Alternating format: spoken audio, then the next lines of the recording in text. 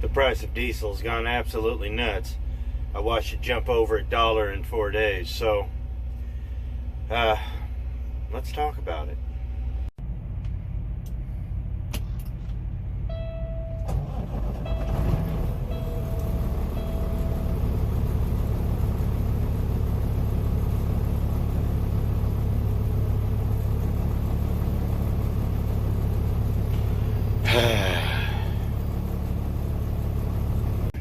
Now I'm going to premise this conversation with something. I've been wanting to do this video for a while, even before diesel shot up, because I've been asked a lot of questions about, state taxes, federal taxes, what is what, fuel surcharge especially, what all that means, and how to put it all together, and how road tax works with IFTA and things of that nature.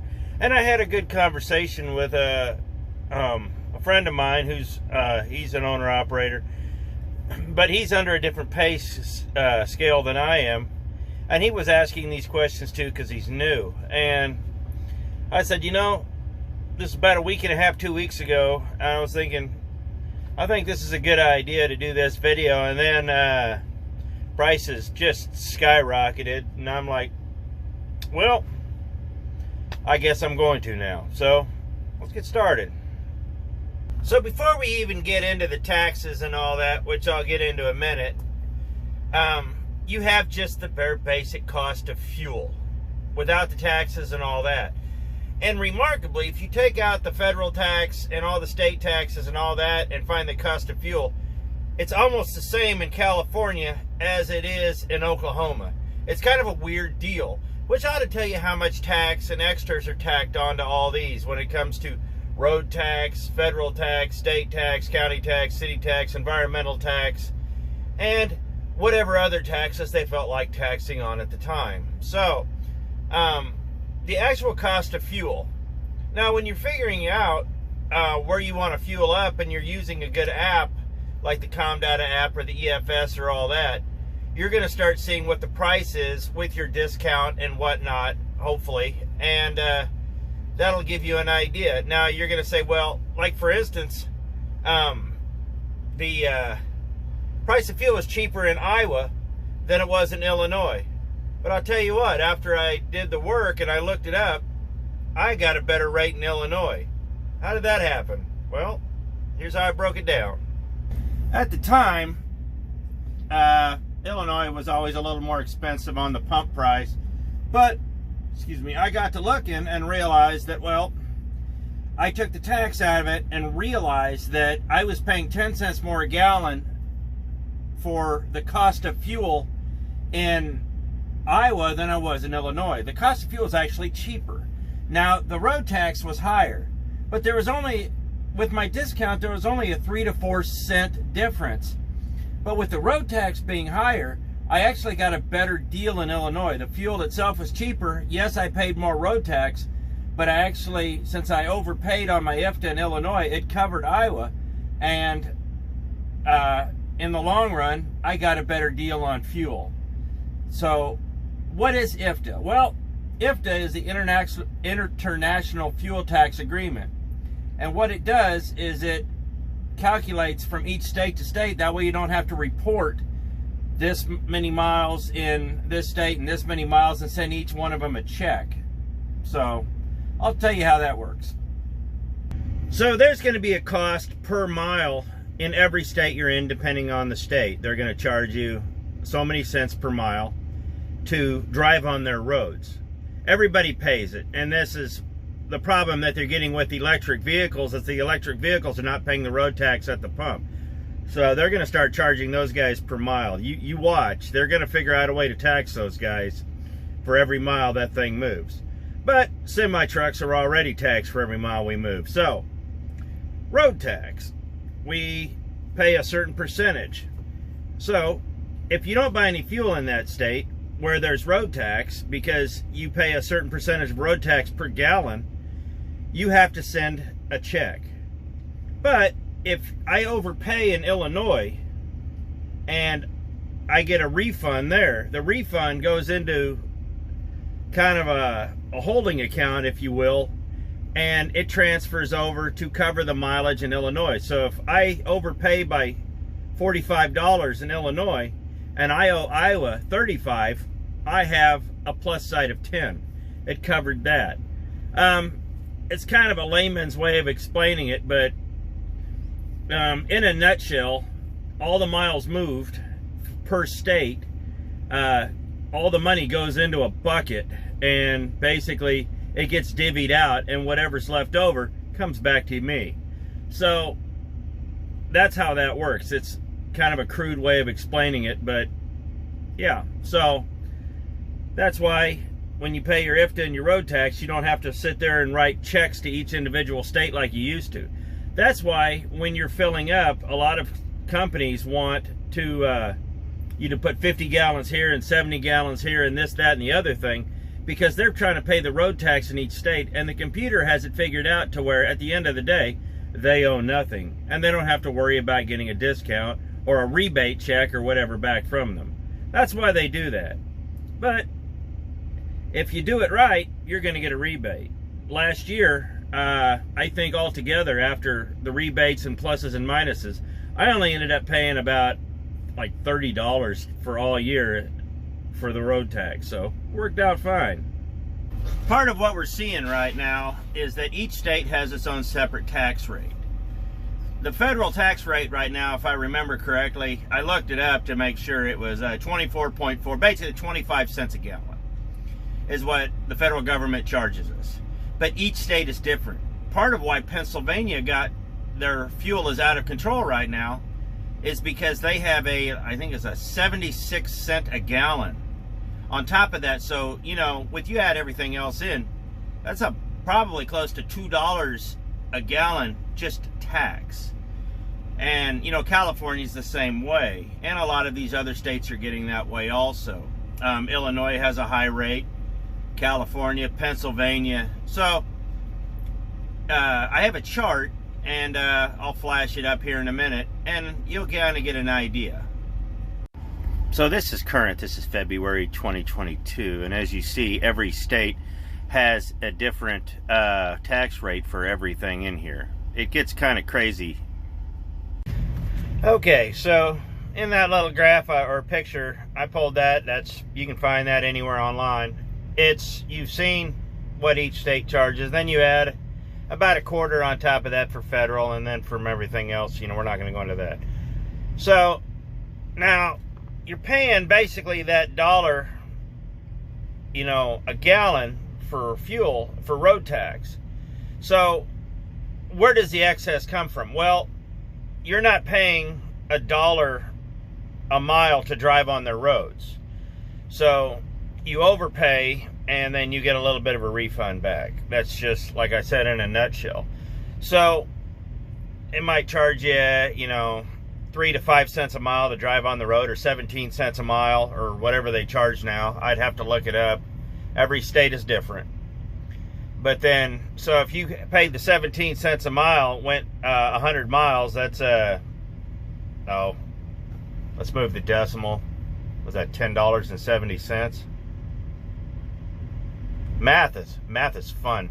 But then you fill up, and then you pay you know, 150 gallons, and then you end up paying in the state, you know, let's say you fill up 150 gallons and at 60 cents, you know, that's a lot. I don't feel like doing math, but you get my drift. So you overpaid. So that goes into that theoretical bucket I talked about. So that's that. So now that we figured out that and that cost, it gets to the other thing that we have to figure out. What is the fuel surcharge? And this is where a lot of things get diluted, and this is why I always tell people they need to be getting the whole surcharge and not a percentage, and I've got horror stories about that. But let's go into what the fuel surcharge is, and I'll explain that. Okay, so what fuel surcharge is basically the base fuel rate times the base fuel mileage. Now, the base fuel rate is whatever they decide it is, I guess. What the average of it what the average of fuel costs. It's just your base rate. And then the base fuel mileage is what the average mileage trucks are getting. And it's generally right around 6 miles per gallon. When I researched this to make sure I didn't say anything too terribly, horribly wrong, they were talking about the base fuel rate being about $1.50 at 6 miles per gallon makes it 25 cents a mile. That's kind of an average, and it was easy math. So I just went with that. But basically what your base fuel mileage is divided by your base fuel rate equals that. So that's that. So you have to figure that out. And as fuel prices go up, the surcharge has to go up with it because, well, your base fuel rate went up.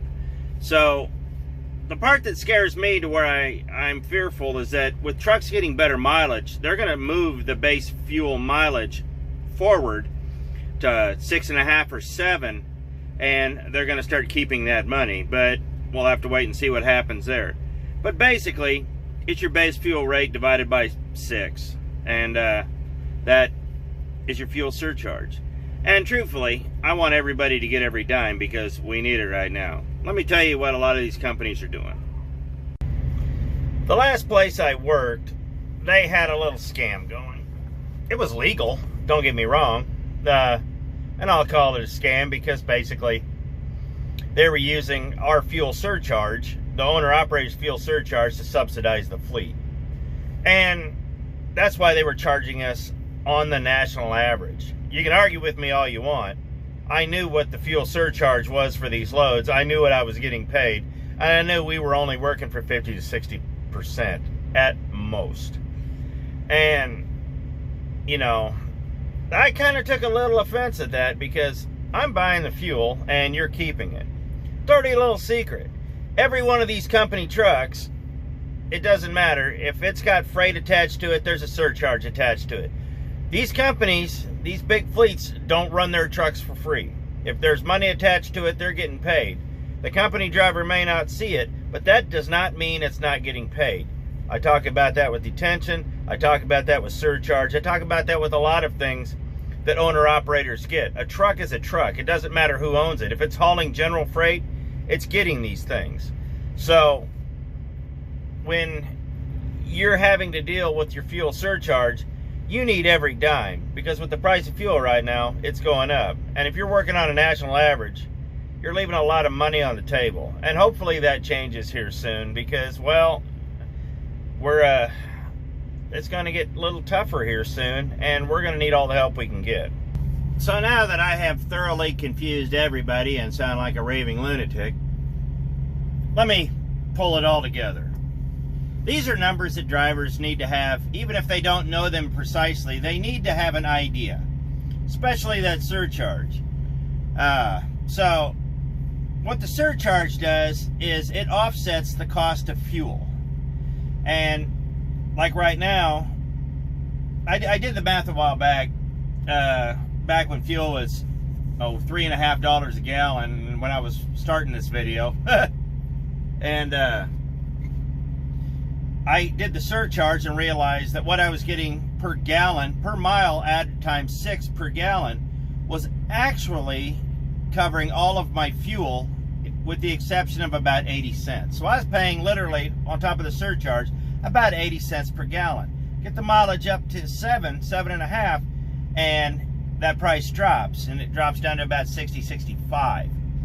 So that's where you want your surcharge to be. Dirty little secret, when the surcharge goes up with the mileage these trucks are getting, it's going to be even less.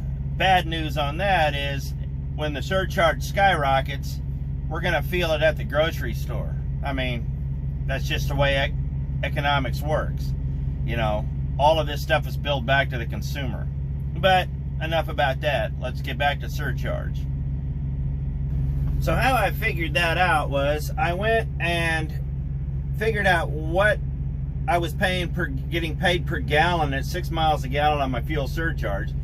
Got on my app to figure out what I was paying for the price of fuel altogether in certain spots, and just subtracted. And that's what I'm paying for fuel. Right now, I'm not getting, it's a little hurting. But the surcharge is going to go up and I'll be all right. But it takes a little bit of practice, and you figure out how to make a living doing this. Sometimes it sucks. But, so, you got your fuel surcharge, you got your rate, so we talk about that. Well then, as we're driving, you also have to figure out how many miles. Back in the old days, we used to have to write our mileage down from state to state and send it in. But now with electronic logs and everything like that, it really actually does that for us. So you figure out how many miles you are in the state, it figures it out, versus what you where you filled up, and kind of just does all that calculation, and eventually it all comes together in one nice confusing lump. But that being said, a lot of guys are hooked up on pump price. Don't get hung up on pump price unless you're actually paying cash for it. If you got a fuel card, look up the app and figure out what you're actually paying. You'll be surprised.